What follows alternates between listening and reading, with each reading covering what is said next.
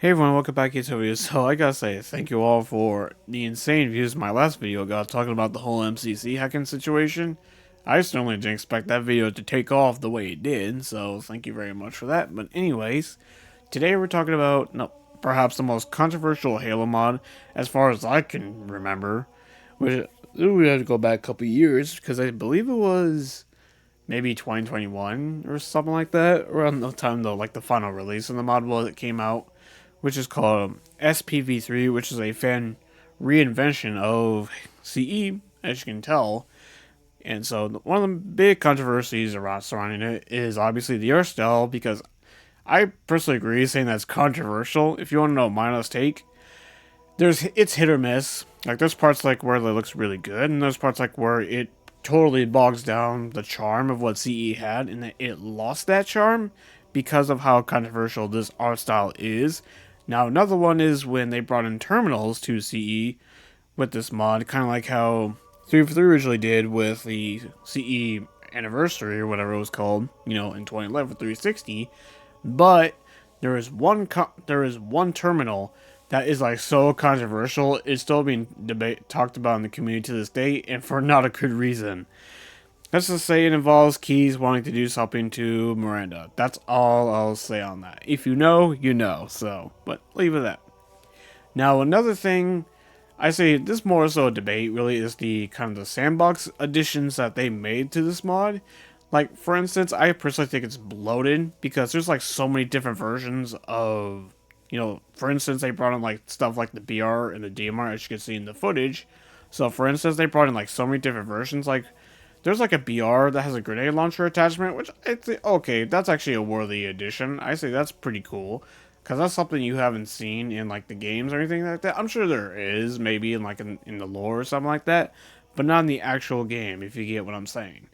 Now for some other editions, like there's like something like where it's called, I guess they brought in some kind of version of the carbine, I guess, where it's where it's a version that overheats. So okay, they kind of differentiated itself from the official carbine that we've seen in the actual games that Bungie and 343 had made.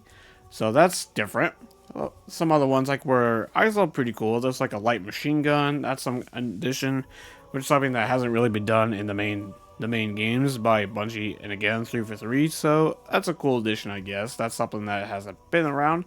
There's also some new grenade types, such as like one's called like a cluster grenade. There's also one called the vortex grenade or gravity grenade, excuse me, where that's kind of cool. I like the addition, those two additions. I actually like both of those grenade types, so pretty darn cool. So I say those additions I like, but as you can tell though, there's definitely some very controversial modding for a good reason. Now some other additions, like where they actually introduced two brand new campaign missions to the main campaign of CE. So this first one is called "No One Gets Left Behind," where essentially you remember that Halo novel, Halo the Flood, which was the official book of the events of CE. Well, during the events, there was actually a base called Alpha Base, where in this mission it's been taken over, being invaded by enemies from both Covenant and the Flood, and Sentinels as well. So you actually play out those events throughout that mission, which I say is kind of cool, especially for lore fans like myself, where you can actually get to see how much the area of the second mission of CE has changed after the Flood outbreak. So which is kind of cool. Where there's also you also get to see also get to control a wraith, which that is another sandbox edition. You actually get to use the wraith because, as you know, in the original CE, you can't do that. So that's another, and it also shows another instance of how the Covenant will actually use UNSC weapons because it's been proven to be more efficient against the Flood compared to plasma weaponry. So which is pretty darn cool. I like that addition. It's also pretty cool. It's interesting to see how the Covenant, because of how they hate humanity so much, they're willing to use their own weapons against you, and also against the Flood too, because human weapons are much more efficient. So pretty darn cool. No cool. So if you really thought Covenant was the beam rifles were bad, imagine a Jocko with a human sniper. Just imagine that in visual, boys. Just imagine that one. Now, some other additions. The other new mission. This one is really darn cool because this one involves where you actually get to play as the Arbiter, who was obviously, Supreme Commander at the time before he became the Arbiter, where in this mission, turns out that you actually have to retake the Silent Cartographer from the Flood after the Flood outbreak, which is kind of cool. And there's also a little mini story where some Brute, Chieftain, and various Covenant forces actually turn against you because they don't want to continue with the mission. They're saying arguing that it's suicide, and but Arbiter and his group of elites, continue to push forward, and eventually, obviously, at the end of the mission, you actually get to kill the Brute Chieftain, and that ends the mission. As the mission ends, Arbiter finds out about Chief trying to blow up the ring, because so the Flood don't get off the ring, and that you kind of it's self-explanatory with how CE ends.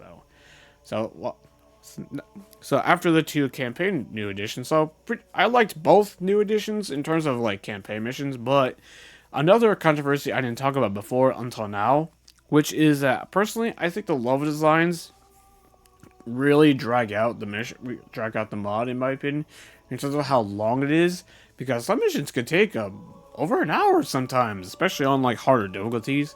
Because normal is like, I guess, supposed to be the easy version, where believe it's like Mythic is supposed to be the official hardest, which is a kind of a big thing in the Halo community. So that's kind of cool though. But at the same time though, yeah, like the mission, like it's really shouldn't have been as long as they are. Personally, in my opinion, it bogs it down. It just kind of extends the life of the mod more than it should be, considering that's how. So I think Bungie did a fine balance with the original mission design of CE, obviously outside of all the backtracking that CE is notoriously known for, but generally, so those two new additions is cool, but yeah, the mission design with the redesign of some of these missions didn't need to be as long as they are, in my opinion.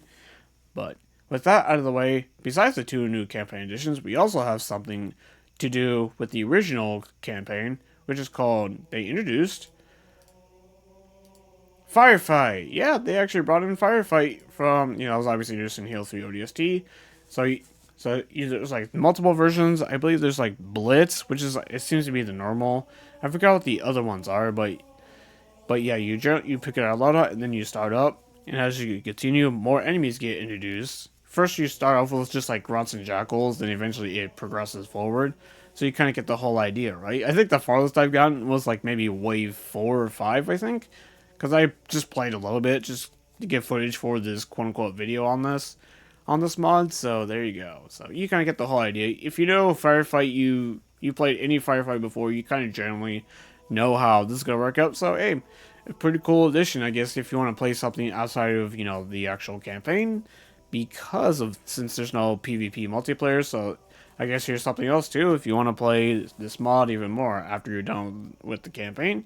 Speaking of which, Firefight isn't the only major addition to this mod, as there's another mini campaign that actually came with this mod called Lemuria, where I say Lemuria, I have much more positivity to say about Lemuria than I do the main CE campaign, personally, because I think that mod, though, I say that one's pretty darn cool. I like Lemuria because basically how the story pans out is like where, meanwhile, Chief is on the ring, another group of Spartan and some Marines actually escape Reach and actually find a shield world. I forgot the name of it is, but it's pretty darn cool. It's like 3 missions, so it's not that long in terms of like mini missions compared to the original CE game.